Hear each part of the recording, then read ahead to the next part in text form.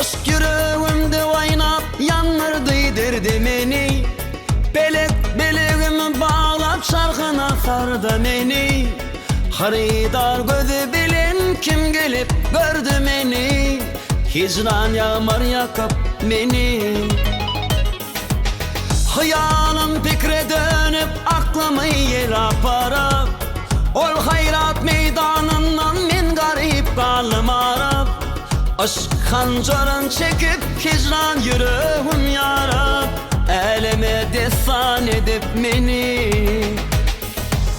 Nece tedişle zamar ne kuvat denne. Kim firkeşte kim hayran kalım minne. Nece tedişle zamar ne kuvat denne. Kim firkeşte kim hayran kalım minne.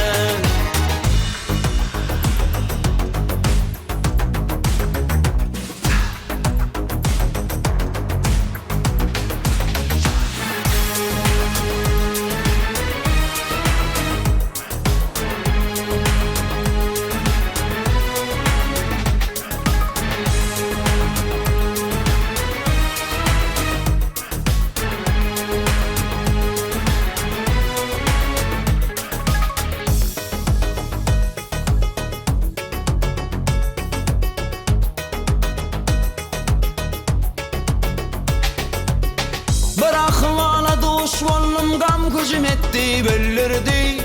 Bu işin seriştesin aşk okudup bilirdi. Bu halar ekme gelip elim kallırdı. Sellemeyin neyleyin min. Maltımlı beyliğim yar cemali gül etti.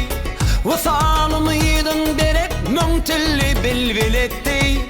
Aşk çekti zamanasın yakıp örtep kül etti. Hicran ile ünlelep beni. Nece tedişle zamar ne kuvat denne. Kim direkeşte kim hayran kalım minne. Nece tedişle zamar ne kuvat denne. Kim direkeşte kim hayran kalım minne. Nece tedişle zamar ne kuvat denne. Kim ferekeşte kim hayran kalım minne. Nece tedişle zamar ne kuvat denne. Kim ferekeşte kim hayran kalım minne.